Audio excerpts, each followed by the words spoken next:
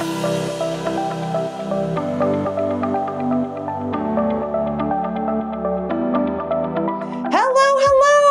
am Jessica Butts. Welcome to the Front Seat Life podcast, where I help you learn to be unapologetically who you are and live your life from the front seat through personal development, self-awareness, and real and raw conversations about life, love, and business. I'm a former psychotherapist and couples counselor turned author, speaker, coach, and lovingly, well, I hope so anyway, been nicknamed Jessica Kick Butts because I believe sometimes we need hand holding and sometimes we just need to be told the freaking truth, even if it hurts a little.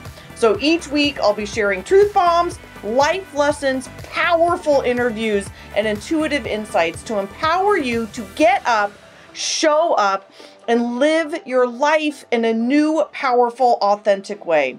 So if you're ready to climb into your front seat and embark on a journey of total transformation, you have come to the right place. Start your engines. Let's do this.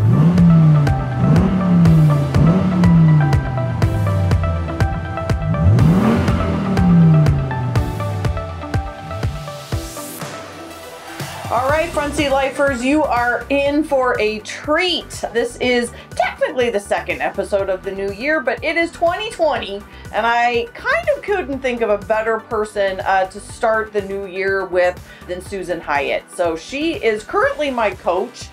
When I was looking to up-level my game and take my business to the next level, I started asking a bunch of people for some coaches, and she was mentioned numerous times. I started stalking her on social media. We had a conversation, and I just couldn't think of a better person. If there's anybody sassier than me, it's probably Susan Hyatt, and that's saying a lot because I'm pretty damn sassy myself. Susan is, she just keeps it real. She's a hustler. She works hard.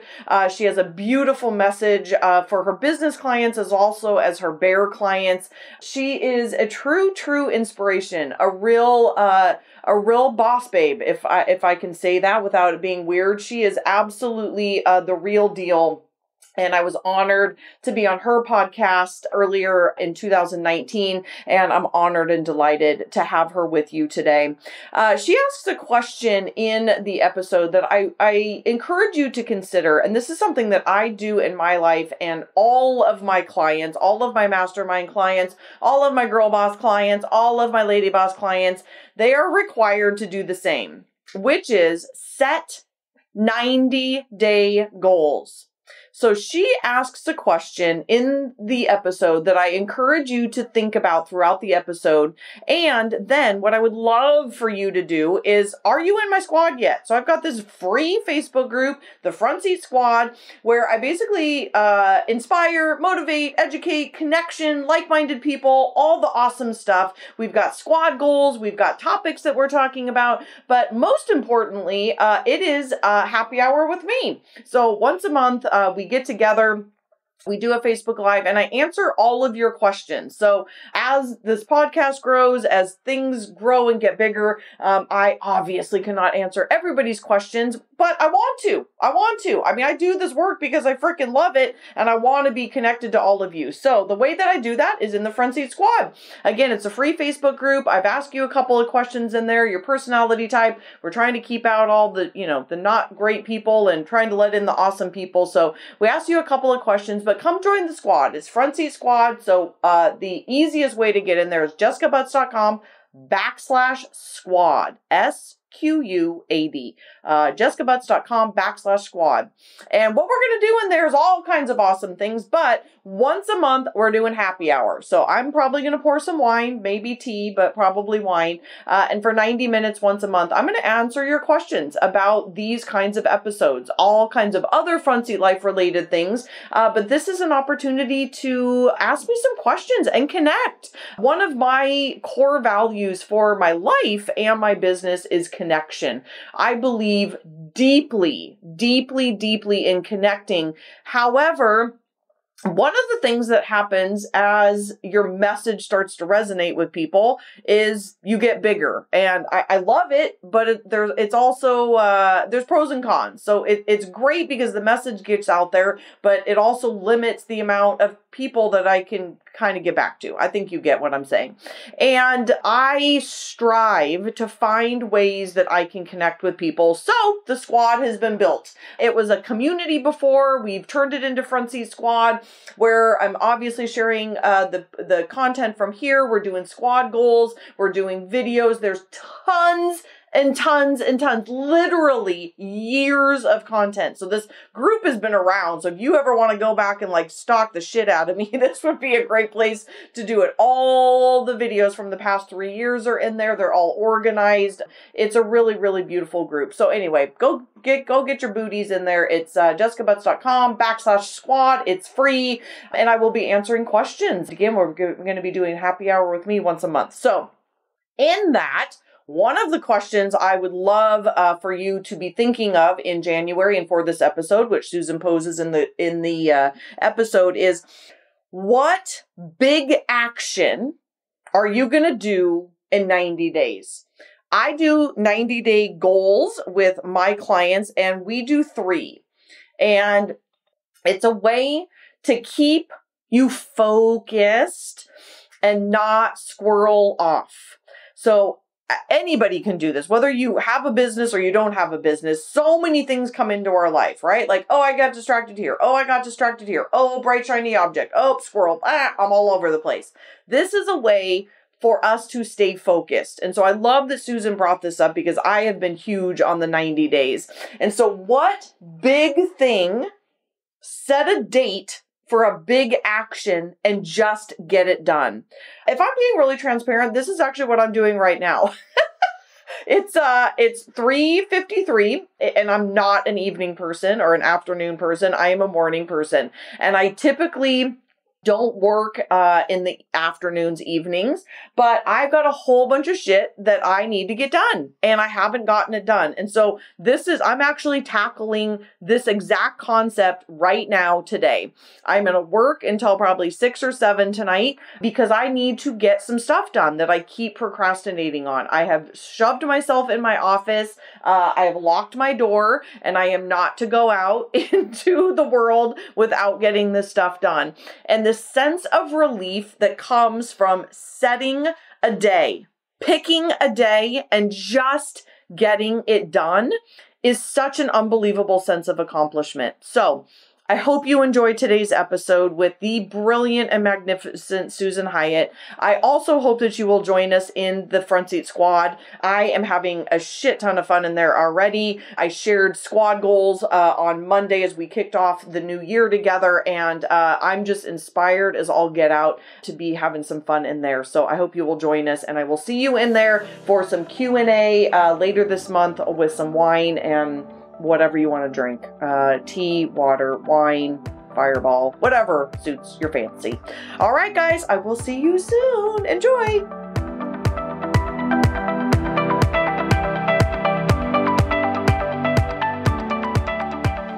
All right, everybody, welcome, welcome, welcome. I have a very special guest today. She is actually my coach at the moment. She is one serious dynamo. I joke with all of my clients that if there's anybody sassier than me in the world, I think it's probably Susan Hyatt. So welcome, Susan. Thank you for that beautiful introduction. Sass on tap. All about the sass. This could be a very interesting episode. So Susan recently had me on her podcast and I got a ton of amazing feedback just about the content, but also about the two of us being sassy and crazy and full of energy. And so, of course, I wanted to have her on mine as well about somewhat of a different topic, because mine is really about living your life from the front seat, being unapologetically who you are, doing things different from other people in the world. Like that is completely, my jam. My listeners know my story about leaving corporate America, leaving my spouse of 20 years, starting all over, doing the whole thing and starting this company and going from nothing to where I am today. And you actually have a similar story. And so I want to know from you, because this is going to be a beginning of 2020 episode. Yes. We're starting a damn new decade with this episode. And so I want to talk a bit about your kind of Shiro story, if you will. And then I want to talk about some of your favorite techniques to cut out the bullshit and to kick some serious ass, and what that takes for you. Because I think every coach has a different take on it. And I find it's one of the most inspiring things that I can hear from people is your own story. Because I do not believe in people and do not work with people who are not vulnerable, do not share their own stories, and pontificate and talk at people. There's nothing I find more irritating than people who talk at people. And you are certainly not one of those people. So why don't you jump in? Because I would love to hear your story of kind of where you were, what you're doing now, riding bear, doing all of the things that you're doing. You just started an agency. You've got a new planner. You're a coach. You're a coach. All the things. And then some of your favorite kick-ass stuff that came from, because it always comes from your story. It always comes from your journey. So when did your journey start, Miss Susan? Oh my gosh. Woo! Well, I have so many, what I like to call hell and back stories. I'm a rape survivor. I am a wife of 26 years, and I have 2 kids who are 21 and 19. And probably one of my biggest triumphs is going from a woman who experienced trauma, wanted to cover up and hide and not deal with it, to becoming a woman who shows up online half naked in bikinis and has reclaimed her vulnerability and sexuality and her body, which is a big part of my message. So, when I was 21 years old, was attacked by a stranger behind a shopping center. And when I look back on that now, at the time, I just wanted to pretend it didn't happen. I went home and didn't tell anyone. I was married at the time already, newlywed. Went home, pretended it didn't happen until I became pregnant. And had no idea who the father was. And Holy shit, Susan. Yeah. So then I had to have a really difficult conversation with my husband to say, okay, I'm pregnant, but don't get excited, because this happened to me 6 weeks ago and I didn't even tell you. Oh my goodness. Wow. Right? Wow. Like, I honestly remember thinking the thought, no one has to know this happened to you. Don't tell anyone. Like, I was absolutely telling myself that the best possible plan, so that I would not be viewed as a quote unquote victim, was to just pretend it didn't happen. I didn't have any understanding of what trauma does to you, that this was a terrible plan. And so, thank goodness, I was married to Scott Anthony Hyatt, who was like, you're going to therapy. Like, what? And then was faced with the difficult conversation or difficult discussion of, do we keep this baby? Wow. And we hadn't really made the decision, and I miscarried. Oh, wow. So then I blamed myself for the miscarriage. Look what you did. You didn't want this child. And so there was like trauma after trauma with that, re-traumatizing myself. And it took years of therapy for me to really come to a place where this was something that happened to me, but this was not who I was. This was not me. Oh. And I took that knowledge with me into creating this company. So I started this company a decade later, and I was working in residential real estate and making a great living selling homes, enjoyed my customers, but just knew that was not what I was meant to be doing in the world. And was, had these 2 little kids and really went on a road to discovery to figure out, like, who was I? What did I want to be doing with my life? And thinking, like, maybe some of the listeners here, I've checked all the boxes. I went to school and I got the degree and I married the guy and I had the 2 kids. And why am I not fulfilled? Yes, I have my hands flying in the air right now because this is so the story of so many of my followers and my listeners. This is the story. How old were you, Susan? When I had this existential crisis, I was probably 30. Oh, you were early. Mine was about 35. Okay, keep going. 30 30. Yep. And I was the poster child for, just because you're great at something doesn't mean you have any business doing it. Yeah. And zone of competence, by the way, that's what that zone keeps you in. Oh, I'm competent at it. It is like the devil. It will keep you stuck for the rest of your fucking life. If you like, oh, I'm fine. I'm making good money. Fine. Like, that's my least favorite word. I'm fine. Me too. Yeah. Fine. Me too. In fact, Scott Hyatt is not allowed to use that word. Like, if I say, how does this look? The answer is not fine. Correct. Like, I can't stand it. I'm allergic to it. So, yes.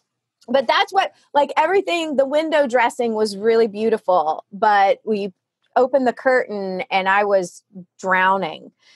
So I went on this road of discovery to figure out, what else I might do, went back to therapy, hired a life coach myself, and lo and behold, realized that, I was a born motivator, coach, speaker, author. And I was also someone who had stopped writing when I entered college to become a journalist, and had an English 101 teacher review something that I had written for the school newspaper and say to me, "Oh, sweetheart, I just don't want you to embarrass yourself." Yeah. And I, at 18, didn't have the mindset tools that thankfully my kiddos have, that they learned, that, like, this is one person in authority who has an opinion, but I took that opinion on as fact and stopped writing. Well, when I became a coach, and all of a sudden I had a blog and I could say whatever I wanted. Yes, so good. I started writing again, and I really came all the way full circle. But so I went from, like, trauma survivor, burnt out workaholic real estate agent parent to somebody who created her own company and leveraged natural talent and gifts to help other women do the same thing.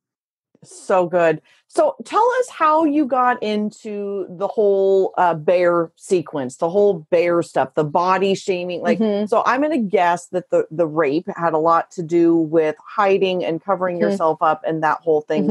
So you wear a few different hats, and one of them is working out and having just that whole thing with your body. And you wrote a book about it. So tell us how that all came to pass. So in order to, one of the things that I did that many women do to cope with trauma was eat. Yeah. And also decided that if I just covered myself up enough and didn't attract a lot of attention, that would somehow keep me safe, which, as we know, is not true. What you're wearing and how you look has nothing to do with whether or not you are a victim of sexual assault. But I developed some bad habits over the years. And when I learned thought work and started really looking at how I was coping with feeling uncomfortable and how I viewed myself, what emerged through my work over time working with women was helping women reclaim their power and own the skin they're in and feel comfortable in the skin that they're in. And through my own weight loss journey and my own coming to terms with being a feminine, sexual woman, the bear process was what shook out of that in my work with hundreds, now thousands of women. For those of us that don't know, tell us a little bit about the BEAR process. I mean, you're replicating it. It's like this huge movement. So talk to us about that. Well, it's really a process in a woman coming home to herself.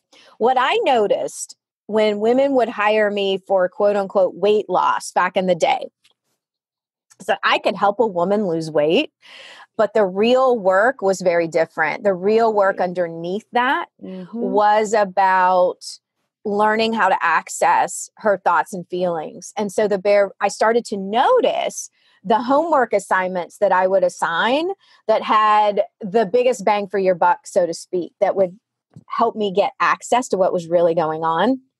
And so I created this process, and it's everything from getting your mindset right, moving with love, eating with attention instead of deprivation. How do you adorn yourself? You know, what are you putting against your skin? That matters. And so, yes, we talk about exercise. Yes, we talk about eating, but does this feel like love? So it's an approach that is pleasure-based instead of deprivation-based. Awesome. What's been people's response to that? I've been watching, so I know, but what's been the response to that? It's been an overwhelmingly enthusiastic response because I think women are tired of it. Yeah. They're tired of the whole body shaming that goes on. They're tired of dieting and counting points and everything. And now we're moving into, I'm writing the next book, which I've renamed Bear for Girls. I'm calling it Bold. Yes. Love. So Bold. And we're moving into schools now. We have our first school district that's incorporating the Bold curriculum for their junior high girls. And, you know, I'm out here right now in LA filming a documentary for the book. So it's going really well. I'm really proud of this work. Good. It feels so good. So it took you how long? So that book is new. So this is always interesting to me because you work with entrepreneurs, so do I. And I find it fascinating how many people have the myth that all of this shit happens overnight. I just choked on my hot tea. Right. Yeah. I have people say, oh, you know, I wrote 2 books this year. And I'm like, oh, my gut reaction is those must be a piece of shit. I'm sorry. I'm sorry, but there's no way you can write a good book, 2 books in a year. Like the look on Susan's face right now is hysterical. She's just disgusted. It makes me bananas. I agree. Same thing, because it's like, well, sure. You can go to these workshops where they're like, you're going to write a book in a weekend. It's going to be a shitty book, y'all. You cannot produce great work like that. No. And so yeah, I mean, I worked on the book for a couple of years. Then once I got an agent for the book, it took 9 months to get a book deal. And then once I got the book deal, it took 13 months to make it on the shelves. Those 4 years. Right. Friends. 4 years in the making. 4 years, listeners. 4 years. Anything that we're doing. So I think I have a mixed audience, as you probably do too. I have a lot of couples who listen. I have a lot of just women who listen, and then obviously entrepreneurs. And I think whatever it is that you're working on in your life, you got to have the long plan. You got to have the long-term vision. I mean, I am so over people living 5 minutes in front of their face, trying something for a week, or, oh, I tried it and it didn't work. And it's like, what is the long-term vision? What's the long-term plan? Because to me, that is what keeps this insanity of this business that I'm running, this life that I lead. Same with you. It's totally what keeps me going. And I'm curious your take on that too. Like, what keeps you going, and what advice do you have to people who are just like, well, I tried, it didn't work? Whenever somebody, I'm giggling because, right, like whenever somebody says, I tried everything, or I tried, I'm like, okay, what'd you try? Yeah. And it's like 2 things. Yeah. For a week. Yeah, for a week.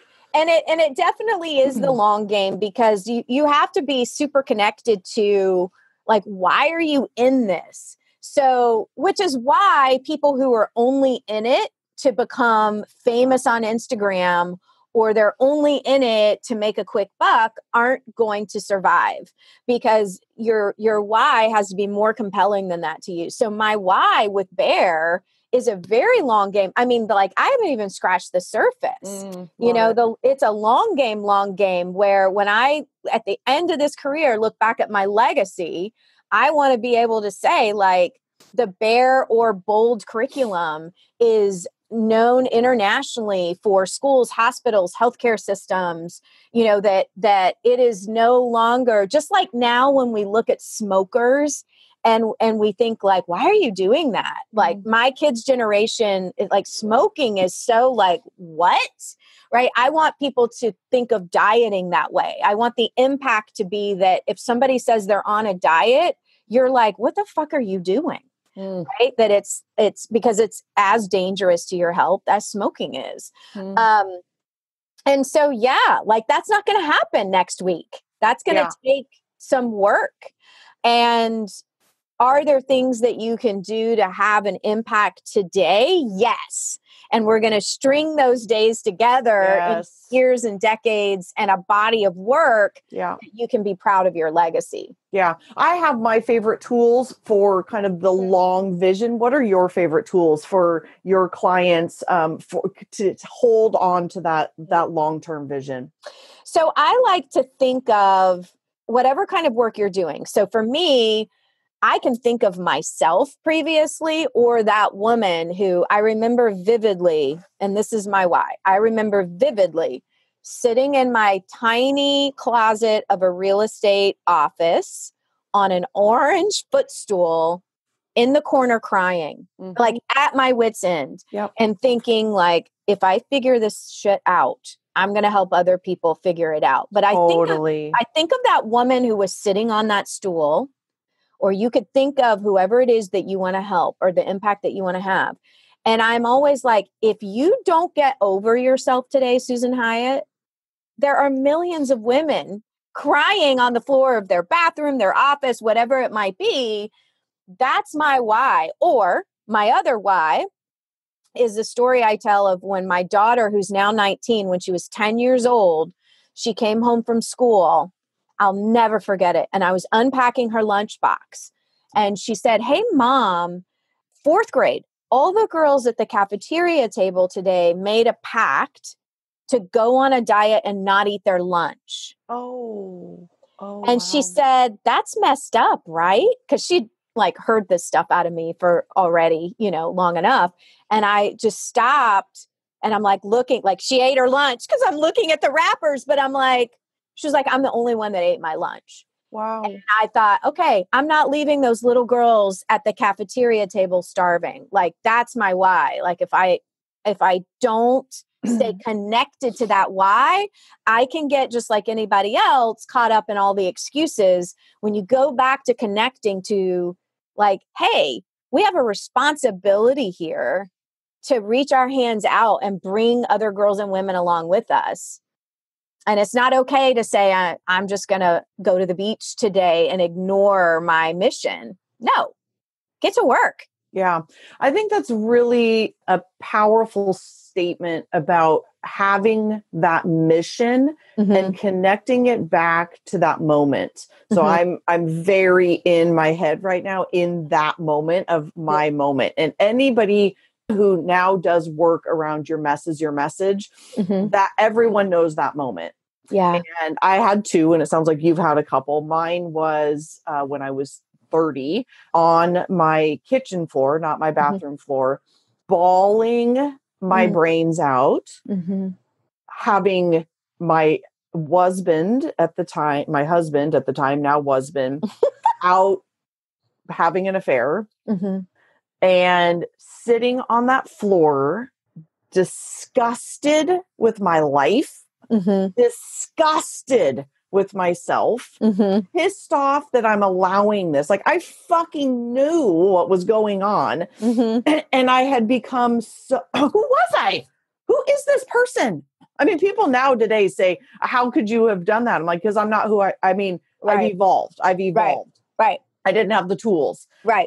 And my heart was broken, all of the things. But that woman, and I know that woman is everywhere around the world today, have lost herself, doesn't know who she is, doesn't know how to stand up for herself, doesn't know how to have effective communications with people in her life. Because I am all about relationships. I love that you've been married for 26 years.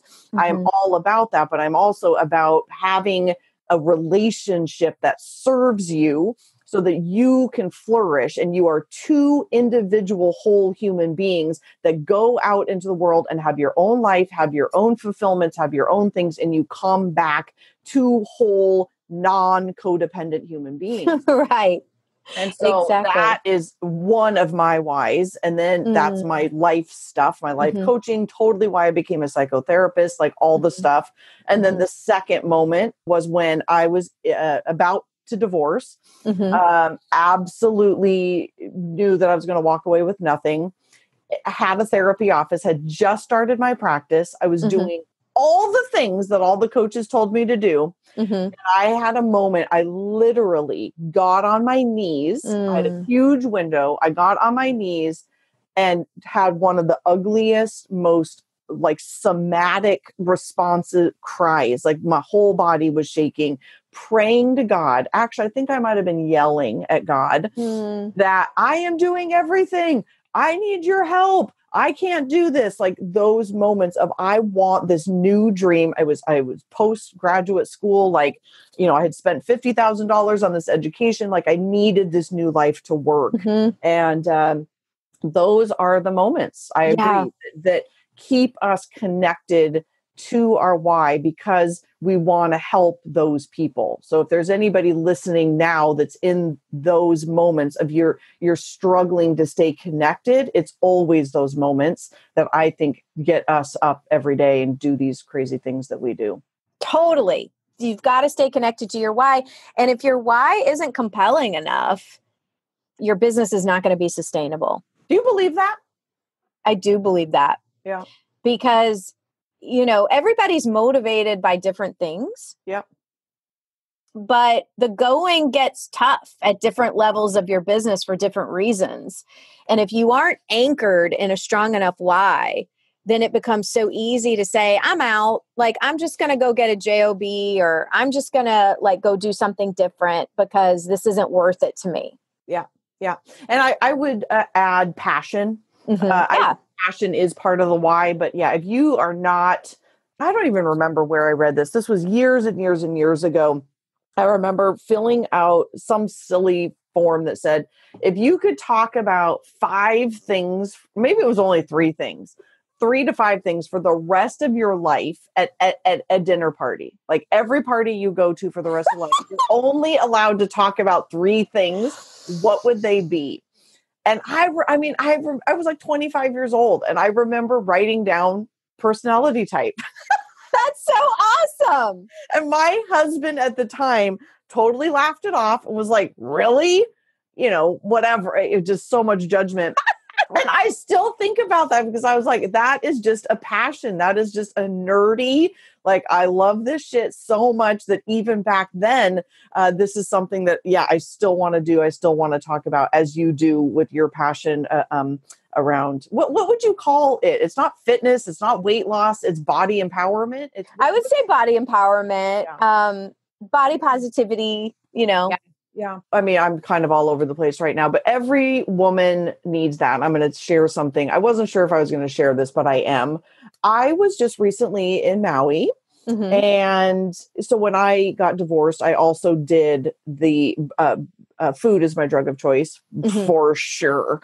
And so when I got divorced, I gained, not a lot to some people, but for me, it was the 12-pound mark is that like, it's just the fluff that's on like the body that I'm supposed to have, kind of a feeling. And I struggle with kind of going back and forth. Anyway, I was in Maui and I was totally body shaming myself. I just was. And I was by myself, which is even more weird. Like I'm by myself and I was bad. I'm not nice to my demon or my little girl or my ego. So some people are nice to it. I am not.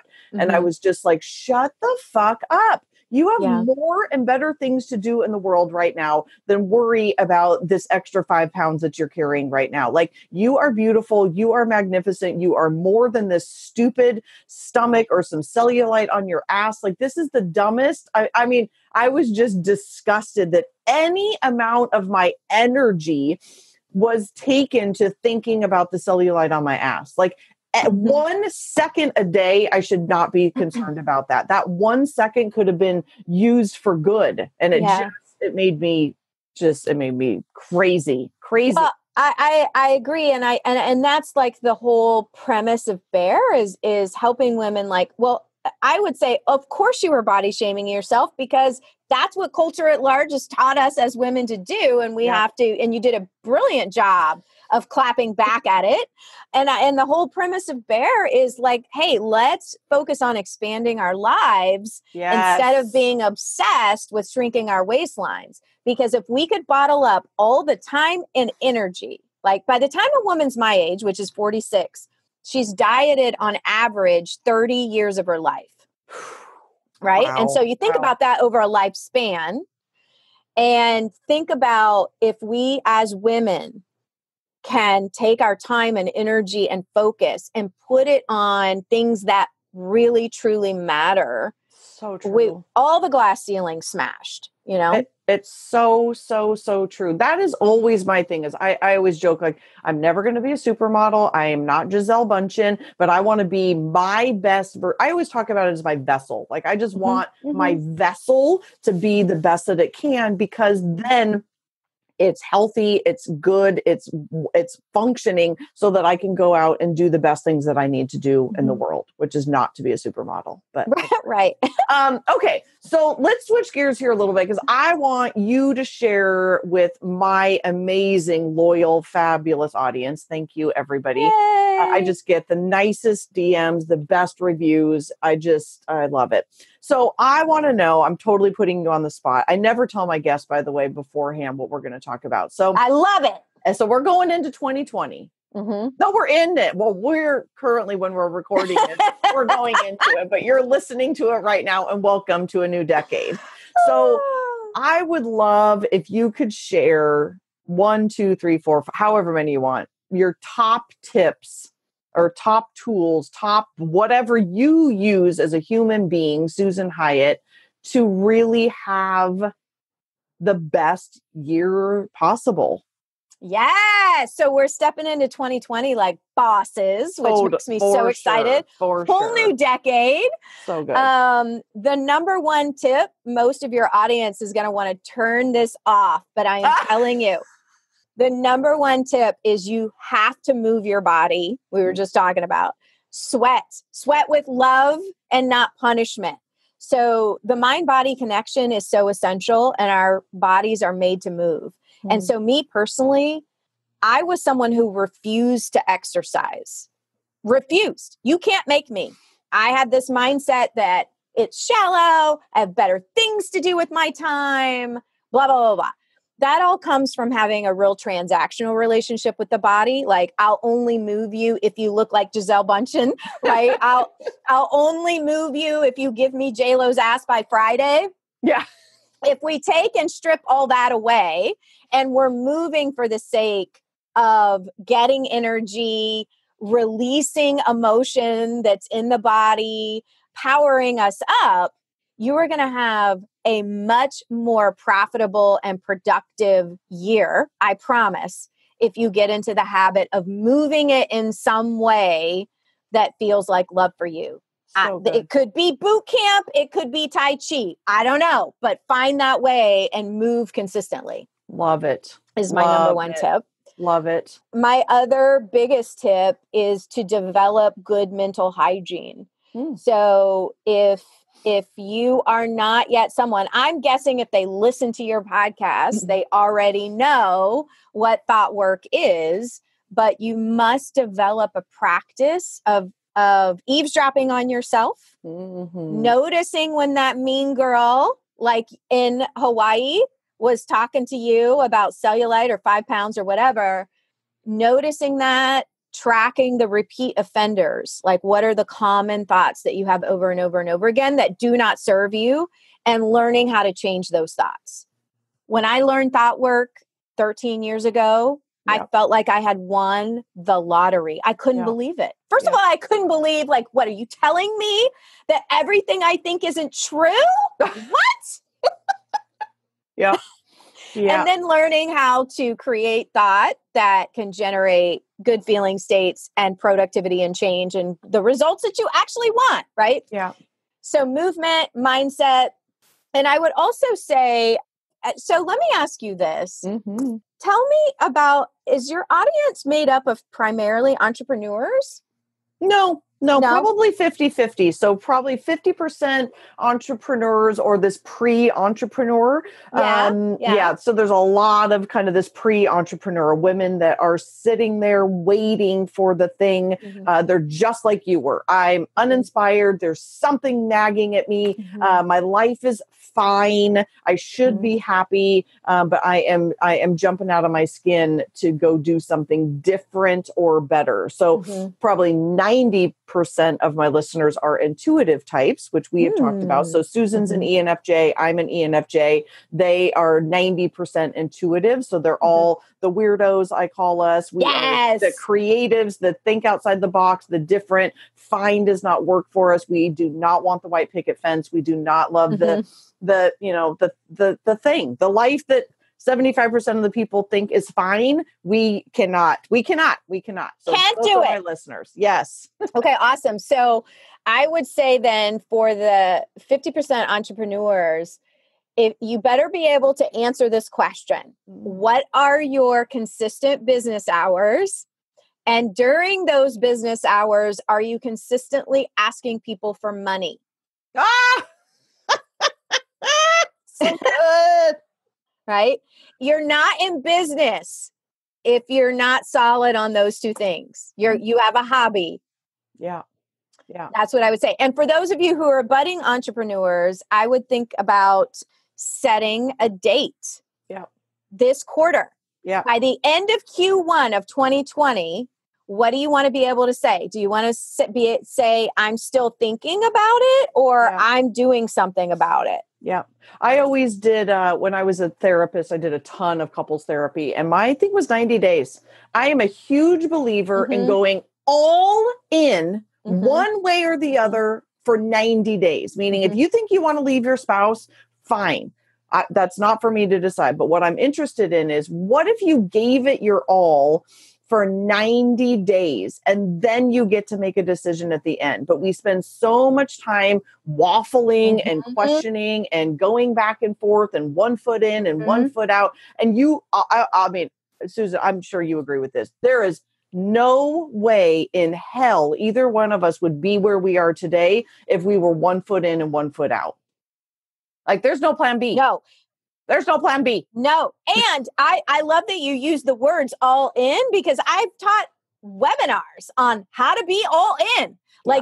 And the whole marriage example you just gave, you've got to love it before you leave it. And when I was having my existential crisis, Scott Hyatt was to blame for everything. He was my escape. Like, you are the scapegoat. Yeah, totally. And I went to my therapist and I'm like, I'm leaving. And she basically said what you said. Like, well, what if you actually showed up for your marriage? And I did. And guess what? It was my shit, not Scott's shit. I'm like, damn it. Why can't he be to blame? Right. But hey, listen, if you're going to do this, 90 days, be all in. Quit with this mamby-pamby. I love these. Set a date to do the thing. Set a date. Because I tell this story ad nauseum with my clients about my second book, Don't Do Stuff You Suck At. I had the same book coach, and we're dear, dear friends. But this was definitely the biggest fight that we ever got in. So we were up down to the wire. I mean, I picked a deadline. It was my birthday. I said, no, it was my event. It was my event. I launched my first book on my birthday. The second book was on my second event. So, like, it's a deadline. It's happening. And we were at our wit's end. We were at the end. And she said on the phone, if we need to push this back. And I said, don't ever say that to me again. And let me give you some coaching tips. Don't ever say that to one of your clients ever fucking again, because we do not need an out. We need a deadline. And that's a quotable. Y'all tweet that. We do not need an out. We need a deadline. Hell to the yes. You got to hold your feet accountable. You got to have a thing. If it's never, there just has to be a deadline. So I just said, we're done now. I love you. And I'm going to kill you if you ever say that to me again. So, and the book was done, and it was it's beautiful, and it was a mess, but it's done and it's beautiful and all the things. So I love this. And then as we wrap up here, I think one of the other things that you have taught me since we've been working together is this ask for everything. Ask for everything. And I will admit one of my mindset issues has been definitely playing small, and people don't want to talk to me and they don't want to play with me. And how could that be true? What a lie. It's all the stories. It's all the stories. Nobody wants me on their podcast. I'm just going to create this own little tiny little world bubble here and do my own little thing. And I think one of our first meetings, I was like, I don't know how to get out of this. And she's like, have you asked? And I was like, oh, I'm going to love her and hate her at the same time. And so that's one of the things is ask for money, ask to be on the stage, ask to be on the podcast, do it in a professional way. Let me add, don't send those annoying ass messages of like, oh, this is why I think I'd be great on your podcast. Not the way to do it. We'll teach you the ways, but do it in the right way. But freaking ask. You did a great webinar about ask for everything, all the things. So it's one of my mottos. Okay, my gorgeous. So as we are closing up here, talk to us about, you have a planner, and then I want to know how people can find out about you. Yes, I have. Although the planner is now sold out. Wow, congratulations. Congratulations. Thank you. I have a planner called the Go Time Planner, and I happen to think it's the best planner on the market. But if you want to get on the wait list for 2021's planner, let us know. But awesome. Good for you. On Instagram at Susan Hyatt. Same for Facebook. I give webinars, and I have my own podcast where you can listen to the episode with the lovely Jessica Butts on there that, by the way, I got tons of great feedback about it as well, because you're a star. Thank you. So the podcast is called Rich Coach Club, and it's all about how to make money in your business. Awesome. Thank you so much, Susan. I know tomorrow you are starting your documentary filming, so we will all be looking out for that and watching you, and just thank you so much for the work that you do in this world. It's very, very needed. I love that you're going into the girls' work. Like, that's going to just literally change decades, and ripple effect is going to be huge. So thank you for being here. Thank you for having me. All right. Bye-bye. Bye.